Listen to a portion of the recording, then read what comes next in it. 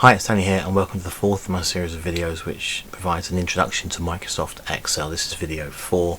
In the previous videos we've looked at how to set up a basic spreadsheet, how to add formulae, how to look at ranks and how to do absolute formulae. In this video we're going to take a look at how you enter charts and graphs like the ones I've got on the screen here from your data. Let's start with our spreadsheet. I want to plot graphs of the pupil scores, so I am going to highlight everything on here up to the total. I don't need the scores and the averages. I'm just going to go with the totals for the minute.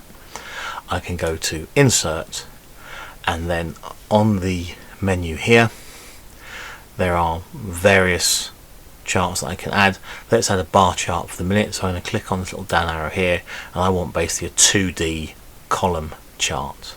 I don't really want any of those, I want a 2D column. So I'm going to click on there and it will enter a chart onto my spreadsheet for me. It's a bit small, so I'm going to just click and move that, and let's just resize that a little bit so I've got a bit more space to play with. Now what it's done, because I've highlighted everything, is it's put everything onto the spreadsheet for me. Now I don't want everything on there, I want to take some stuff off. So I'm going to click on the filter here and choose what I have on my spreadsheet and what I can get rid of. So at the moment it's got all the weeks and it's got the totals. I might want one or the other. I might want the weeks, I might want the total. I'm going to take the weeks off and just focus on the totals. So let's just do that. And there are all the names. It's fine. If I click on names, I can choose whether I have all of the columns. So I could just have their first names, or I could have just their surnames. So I'm just going to do that and click on apply. So now what I've got is just their total scores plotted on a graph with their surnames there. If I want to click on the plus, I can add particular things I want to. I can add axis title if I want to. I can add labels, so I can actually have a number above each one if it helps you to judge where they are. I can add a trend line if that's particularly useful, and so on. So there's things I can take, or I can take bits off if I want to as well. If I click on the paintbrush, I can choose the chart styles, so I can have different kinds of style for my graph, so I can change how it looks. I can click on the colour, I can play around with different colour palettes if I wish. There's the names on the bottom, symbols on the bottom, and their graphs. Let's get rid of that for the minute and let's just look at a different kind of graph. So again, let's highlight all of that data. Let's go to insert, and I'm going to put in a line graph this time. Now I haven't got the data to do an XY scatter, I've just got names and scores, so it's pretty much going to be a bar chart with dots. But let's have a look at maybe sort of this one, a line with markers, which is quite nice.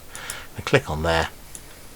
Again, let's stretch that out, make it a little bit bigger, and do the same thing. I'm going to turn off the weeks, so I've just got the totals. I'm going to turn off the names, just make it surnames again to make life easier. Click apply, and there it is. So I've got my chart like so.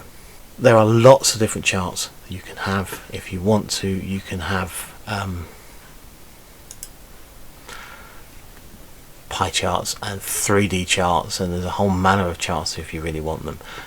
Best thing to do with this is basically just explore and see the kinds of graph that you can get and how they look, see which kind of graphs you prefer. Depending on the data, different graphs are going to be better than others. Obviously this is lending itself more to bar charts and dot line graphs like so. Another thing you can do with Excel if you want to have a little play, has a fun thing called spark lines, which are little mini graphs which you can put into particular cells that show some data, which is quite nice for the visual check of what's going on. I'm going to move my graph out of the way for a minute. Actually, I'm going to delete my graph for a minute, let's get rid of it. I'm going to put my spark lines in this column here and just show the basic scores. So I'm going to go to insert, and over here you'll see spark line, so I'm going to click on spark line here. I'm going to choose my data range, so my data range is going to be these 4 cells like so. It's going to put this into that cell, that's where I've clicked. Click OK. It puts the little mini graph here, and if I drag that down you'll see that it gives me a basic representation, a visual representation of those 4 cells. So very visually you can see which students maybe are doing better. This one's done 3 pretty good scores and 1 low one. This one's got 2 good, this one's got 3, it's getting better. So spark lines are kind of fun. They're in Excel. I don't think Google Sheets does this, but Excel definitely does it, and they're kind of fun. That's a quick introduction to entering charts into Excel. In the next video we'll have a look at conditional formatting, how you can make the colours change based on what values are in those cells. So thank you very much for your time. See you again soon. Cheers. Goodbye.